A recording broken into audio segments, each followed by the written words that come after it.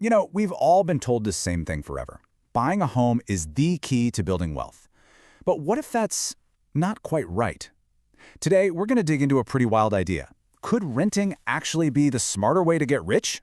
Let's get into it. For generations, the answer to this question was a hard yes. I mean, that white picket fence wasn't just some nice dream, it was the financial plan. But is that really the whole story? What if there's another road you can take, one that might lead to even more financial freedom? And really, this is the fork in the road we're looking at today.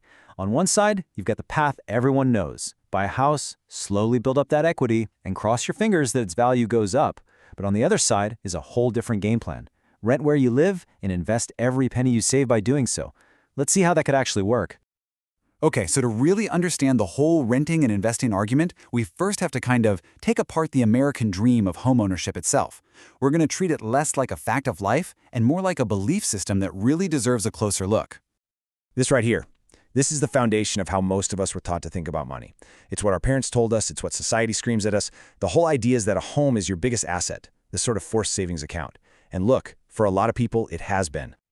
But what if that solid cornerstone isn't nearly as solid as it looks? What if it's got all these hidden cracks and costs that are secretly eating away at your ability to build wealth? Honestly, that one question is what opens up this whole conversation. And this leads us to a concept that personal finance expert Ramit Sethi calls phantom costs. These are all the expenses that go way, way beyond your mortgage payment, the ones that conveniently get left out when we're all daydreaming about that perfect house. And the size of these costs is kind of staggering. According to Sethi's math, these phantom costs can tack on an extra 30 to 50% to your monthly housing bill. So let's say you think your mortgage is going to be $3,000 a month. Your actual cost of living there could be closer to $4,500. Ouch. So what exactly are we talking about here? Well, it's all the stuff people conveniently forget. Property taxes that can add thousands of dollars a year. Insurance, the never-ending maintenance and repairs, the leaky roof, the water heater that decides to die at 2 a.m., and maybe the biggest phantom of them all, the opportunity cost of that huge down payment. That's all the money it could have been earning for you if it was invested in the market instead of just sitting there, tied up in your house.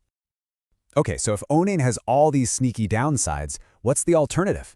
Let's really explore this renter-investor advantage, and we'll use a powerful real-world case study to see how the numbers actually shake out. This is the core idea from Ramit Sethi. It's not just about renting being cheaper. The absolute key, the part that is 100% non-negotiable for this to work, is that you have to be disciplined enough to invest the money you save every single month. And hey, this isn't just some theory he cooked up. He put his own life to the test. He did a direct apples-to-apples comparison in one of the craziest real estate markets on the planet, New York City. Just look at these numbers for a second. To own a basically identical apartment right next door to his, it would have cost him over $6,200 a month once you factor in all those phantom costs. His rent? Just $3,000. That created a difference, a surplus of $3,200 every month. Money that he could just pour directly into investments. That right there is the engine that drives this entire strategy. All right, so you can see the potential, right? But how do you actually pull this off? This isn't just about paying rent and hoping for the best. Nope, it takes a clear, disciplined plan. So here's the playbook. So making this strategy work is all about discipline, and it follows a pretty clear plan. First, and this is the big one, you have to invest the difference. Set it up to happen automatically. Treat those savings like a bill you have to pay to your future self every month. Second, you max out your tax-advantaged accounts, like 401ks and IRAs, to let that money grow even faster. Third, you build other assets. You diversify into things like stocks, bonds, or even real estate funds, so you're not just betting everything on one single property. Fourth, you live below your means. The less you spend, the more cash you have to invest.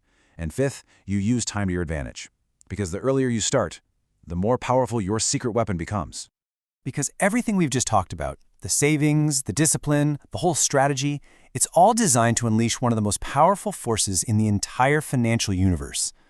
Compound interest. This is the magic. This is where your money starts making its own money. And then the money your money made starts making its own money. It creates this exponential curve, and it's the reason why starting early, even with just a little bit, can have such an insane impact over a few decades. It's the secret sauce that makes the whole renter-investor strategy actually work. So, where does all this leave us?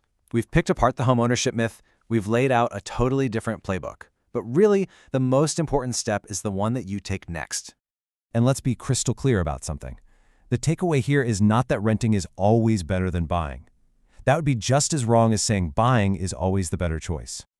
The real lesson is that you need to ignore all the societal pressure, the old rules of thumb. You have to actually run the numbers for your city, for your income, and for your own goals. Personal finance is just that. It's personal. The right answer is whatever the data says is right for you. At the end of the day, this isn't just about a financial calculation. It's a decision about the kind of life you want to build. The only way to make the right choice is to tune out all the noise, open up a spreadsheet, and just run the numbers for yourself. What would they tell you?